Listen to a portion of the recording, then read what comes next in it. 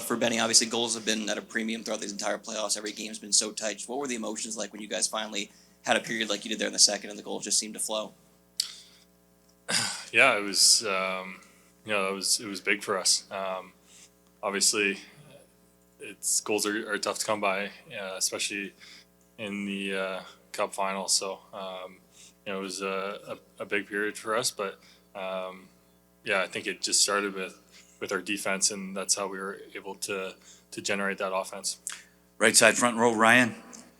Thanks. Question for Sam. That team defensive structure, the recoveries, the guys getting back, why has it been so effective in this series? Is it something you guys learned last year? Is it just the commitment? Why do you think that recipe has worked for you guys? I think it comes down to every single guy buying into it. Every single guy is committed to playing that defense first and that system of coming back, supporting each other, and that's what you need to have success. So it's really been just a full commitment from the entire group. We'll stay in the front right. Sasha, you're the longest tenured Panther. You've been here for the ups, the downs. One win away from the Stanley Cup. How do you keep the emotions in check for yourself and the team, knowing you're so close? Well, it's you don't really, obviously it's there for us, but you don't think about it. You can't think about it. All you have to do is just take like one moment at a time. And right now we gotta enjoy this win, and we know we battled really hard today, and we had a good win, and I would just enjoy this. Tomorrow we need to recover and get ready for the game. So that's about it. Like we never think too much ahead. Right side second row, Mike. Alex, can you take us through the hit the other night and just what you were dealing with after? Like, how concerned were you that you sustained a serious injury, and was there ever any doubt that you were going to play tonight? It's kind of, I don't know what to say. It was in previous games, so we already played one game after that, and it was today, and I was in the game, so I felt good. I'm happy to be back. That's pretty much all I can say. Left side third row, Dan. Yeah, this is for either or both of you guys. This isn't just another win. This win puts you one win away. What does this feel like to be one win away from the dream? I mean, like Barkey said, the job's not finished, so we're not really thinking about that. Our whole mindset right now is recovering and getting prepared for the next game. I don't think anyone can really look ahead. It's still, we got a lot of work to do, so that's our focus right now. Right side second row, Tracy. Sam, wanted to ask you, with Vladimir Tarasenko, what has he meant to you guys since he's joined you? He's been incredible. Just his energy every day. He's always smiling. He's always in a good mood, and his leadership has been crucial for us. He's got that experience, and a lot of guys look up to him. So he's been incredible for especially the young guys, but honestly, I think every single guy in our locker room looks up to him. So he's been a big part of this. Left side second row, Luke. Sam, how much frustration are you sensing on Edmonton's part trying to get through your style of play? Yeah, I mean, we're not really too concerned with what they're feeling. I think we've done a good job at limiting their chances. They got some high-powered offense, so our job is to play defense first and limit them as much as we can. So I'm not sure how they're feeling over there. You'll have to ask them, but I think we've done a pretty good job so far. We'll take a couple more. Right side second row, Emily. Sam, we continue to see Aleksander touch the game in sort of every aspect. What can you say about what he meant tonight and what he has just meant in this entire run? Close your ears. He's our leader. He's our captain, and he plays the game the right way. it's pretty special to see a guy so committed to, as gifted as he is offensively, he's so committed to playing defense and shutting guys down, blocking shots. When you have your all-star captain playing that way, it carries on to every single guy in the locker room. So he's he means a lot to this team, to say the least. We'll take a couple more in English and then switch to Finnish. Back right, JF. Question for Aleksander. It's probably nothing new for you, but what are you seeing for the save of Bobrovsky at the end of the game with his pad against McLeod? Well, he's had a lot of big saves, especially in the finals. I know they have a really good team. They're gonna have their chances, no matter how good we play in defensive zone. Like, they create a lot. They're very gifted offensively, so they're gonna get their chances. And like Bob has been dialed in, and when you see how much work he puts in every single day, and in the practice and in the games, you're just happy to see him perform like that. And that was huge save for us, but he also had a lot of big saves throughout the whole game. Two more, second row, right side, Matt. Sasha, first goal, you can make a great defensive play, set up a goal. Fourth goal, you score yourself. What do you like doing better, setting it up, making a great defensive play and setting it up, or burying what it turns out to be the game winner? I just do what I can do in the moment, and if it's make a defensive play, I'm trying my best to do the defensive play. And I mean, I think it's pretty much everyone on our team does that. Like, when you have to defend, you defend as hard as possible. When you can play offense, you're gonna play offense. So, and obviously on my goal, there are a lot of great plays made before the goal, like Rhino making great defensive play, and Roddy giving me the pass on the breakaway. So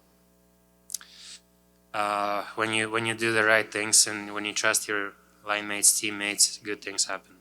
Last one in English, Sean, right side. Sam, your team has so many good examples of taking good defense and turning it into quick strike offense. What are some of the keys to being able to make that transition so quickly and catch your opponent off guard? Yeah, I think it's important to when you play good defensive hockey, you're going to force turnovers, and that's our goal. And as soon as we turn it over, we're trying to reattack right away. So that's what happens when you play good defense. Sam, you can be done if you want. Thank you for your time. We're going to take one in Finnish for Sasha from Sammy in the back left. Sasha, sä et tykkää itsestä puhua paljon, mutta kysytään näin päin, että pelaat sä tällä hetkellä sun mielestä uras parasta jääkiekkoa? Ja sitten vielä isä seuraa varmaan näitä pelejä aika tarkkaan ja käytte hänen kanssaan paljon läpi. Tuleeko nykyisen kehuja? Tiedät, että hän on aika ankara sulle. No joo, ihan oikeassa oot. Kyllä se tässä on vähän ollut parempi viime aikoina. Et ehkä ihan niin paljon painetta mua kohtaa, kun tietää kuitenkin kuinka haastavaa ja vaikeaa tämä on, että kuinka paljon tähän tarvii energiaa ja kuinka paljon tähän tarvii hommia tehdä, niin kyllä se aika positiivinen on ollut, mutta myös silloin kun tarvii, niin on pystynyt potkimaan vähän perseelle, jos tarvii, niin todella iso apu siltä. Ja en halua, tai en oikeastaan ole miettinyt ollenkaan, että mutta varmasti yksi niin kuin parhaimmista hetkistä tämäkin pudotuspelimatka tässä, että viime kaudella oli ihan huippumatka ja varmasti ihan ikimuistoinen, mutta tämä tuntuu taas niin kuin seuraavalta askeleelta, että ei lähdetä nyt purkaan mitään niin kuin henkilökohtaista pelaamista, mutta varmasti on nauttinut ihan yhtä paljon kuin joskus ennenkin tästä jääkiekon pelaamisesta tällä hetkellä. I think really good players. Like, I think when we defend usually in a group, so that things that are broken off that play, there are options. So it's not an isolation game. That if something goes, we occasionally will spring a player, but that wouldn't be our starting point. So vast majority of those plays never result in anything. It's not like we're knocking a puck down and generating 16 to 8 chances on a team in a game. The vast majority of our time, especially against Edmonton, is defending as a group. And I think that the difference would, that's not the right word. The way that I would describe our game would then be, it's actually a fairly patient offensive game. So if there's something good there, we'll try it, and if not, we won't force it. Right side, fourth row. Hey, Paul, we talk a lot about players controlling their emotions, but you have a chance to fulfill a childhood dream in a couple of days. How does a coach control his emotion or maintain that even keel when you're so close to something you've wanted for such a long time? Well, let's just be clear, you're in the fifth row, not the fourth row. I don't feel responsible for answering that question. Well, you have to have a plan, and that plan can't come in yesterday. Right? You're very careful about walking into the room as a coach with something they haven't heard before at this time of the year. So we would have talked about our recovery post-game, and they've done that, not just in the playoffs, in the regular season. We have a plan, and I'm looking forward to going to bed. So I'm going to keep my focus on that, enjoy the heck out of it. Fortunate enough to wake up, I got a plan for tomorrow. And then I'm not looking anywhere past that. I can't count. Sorry, Paul. Right side, second row. It's critical. Looking in the fourth row, I don't see anybody. Who's he talking about? Sean already asked a question. Why don't you go back to him? He's in the third row. Got a lot of issues here. Paul. Hang on. What row and where are you? Second left. Thank you. Far left over here. Paul, you know, you guys just you understand that they're trying to give me a tan here, you're right? blind. Okay. You talked this morning just about Barkov and how we might see the offensive side of him today. Obviously gets the winning goal, but first goal, that was him in a nutshell. Makes the incredible defensive play, the strong play along the wall, and finds late guy. Like a couple days ago, we were worried if he was going to even play tonight. Just his imprint on the game, how big was it? Some of the games that he's played this year where he's had the most impact, he doesn't show up on the score sheet. And then what his gift is, he defines everyone else's game. Aleksander Barkov, this is what I'm willing to do. This is how I'm going to play the game. So if you think of being a rookie coming to training camp, and this is my favorite line of all rookies, I just got to play my game. You don't have a game. Right, you don't have one, but that guy's got a game. Why don't you just play like him? That's his. Talk about quiet leadership. We think about it, and I learn too as I go. He's a unique personality, but his consistency with that game and the number of nights that he's not on the score sheet necessarily, that everybody on the bench is going, "Oh my God, that guy's a player." That's his gift to us. Left side, second row, Jameson. Coach, after they pull Skinner, they don't get a shot on goal over the last minute 30 or so. It's kind of been a calling card for your team closing out games. Just how impressed are you with your team's ability to kind of always run out the clock at the end of these games? We gave up one though. I think the offense generated in the third period was more contextual. Like we got a big lead. And the first one goes in off Nico, off the post, almost behind it. So it kind of like a bad break, and you don't like that. The next one's a good tip, but there's also not, it's not a 3-pass play or 9 guys at the net kind of play. So I think we gave up 6 in the third. One of them was the best chance that Evan had didn't go in, and that's Sergei Bobrovsky. So you have that faith in him. In the net that if something breaks loose, and it's going to, how hard you play defensively, no matter how good your structure is, those guys are getting looks, and that's his role. Right side, second row, Matt. Just kind of building off that, guys blocking shots in the final 5 minutes, up 1 goal, doing whatever they have to hold on. Is it moments, are moments like that what it takes for a team to potentially win a Stanley Cup final? Well, you don't get here without it. So what would happen at the end of this game would have had to have happened in 3 series prior, and it did. So we're 2-2 against the New York Rangers, and we score an overtime winner to change possibly the course of what happens. But in that game, yeah, I mean, the block there is every bit of as important as the block tonight, and it just all the small moments string together to give you a chance. But they got to keep coming. Right? There's no change in the game. I mean, sure, both teams block big shots. Both teams compete so hard, and at the end of it, it's 2 great teams. It's 2 inches inside a post and 2 inches outside a post, and there's no fault at any man on the ice for that not happening. We'll take 2 more. Left side, second row, Luke. Post game, a lot of your players seem very businesslike. The quotes could have been from a regular season game in February. Right. How much of that do you think is just a show to the public, or where does that come from? Is that how they really are right now? Every team's got its own personality, and I can say this, and I think you will have faith in the fact, because that I've said it before, this is a different group.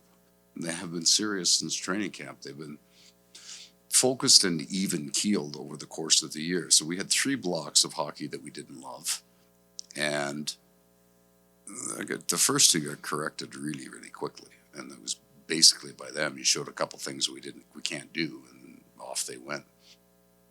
So they're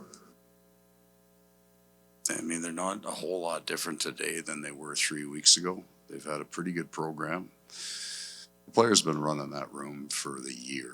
It's from training camp. They've been running that room. I mean, I pop in every once in a while to say hello. You got the mic, so I'm assuming it's your question, my friend. But hang on. Last one, first row, first seat on the left. I'm just waiting for permission. Paul, I wanted to ask you, you talked earlier about will almost fueling skill.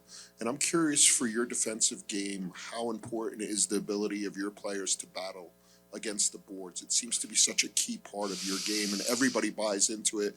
And then you look at the last minute of that game where Ekblad just holds the puck against the wall and never gives them another shot. And I thought Edmonton might have had the advantage on us at parts earlier in the game. So that's a whole skill that I don't even know I appreciate. I got an idea, I can get a guy there, and I can get him there, and I can yell at him to win the battle. But when you see like elite hand skills, we always see, and we get it too here in Florida. Like I understand why you would watch Connor McDavid and go, oh my God, I've never seen that before. That's incredible, right? And Barkey does those things.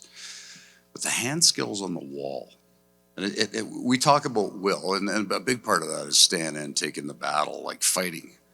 But the hand skills at the very end, the scrum in that back corner was pretty good, right? There's a lot of really good players within 3 feet of each other, and just being able to keep the puck on the wall. It's an absolute skill. We're playing in the Stanley Cup final. There's nobody not battling on the wall anymore. Like, the stakes are too high. So you're getting everybody's best effort.